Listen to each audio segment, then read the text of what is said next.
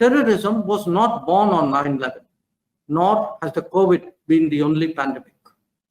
We have long known intellectually that terrorism is a cancer that potentially affects everyone, just as pandemics potentially impact all humanity. And yet, in both cases, globalized focused response to either challenge have tended to emerge only when there has been sufficient disruption created by a spectacular event. 19 years from the tragedy of 9/11 and 12 years from our own 26/11. We have today a range of mechanisms in place to contend with terrorism. These include the FATF, the Financial Action Task Force, various UN sanctions committees, and the Counter-Terrorism Executive Directorate.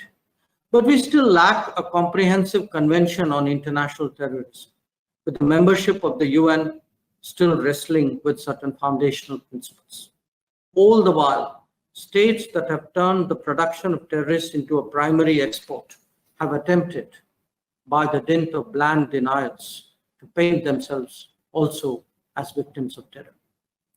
But as we have seen last week, sustained pressure through international mechanisms to prevent the movement of funds for terror groups and the front agencies can work.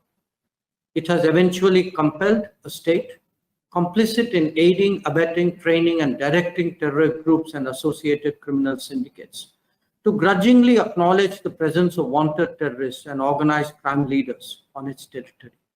The struggle against terror and those who aid and abet it is work in progress. It remains for the international system to create the necessary mechanisms to shut down the structures that support and enable terrorism, whether in South Asia or across the globe.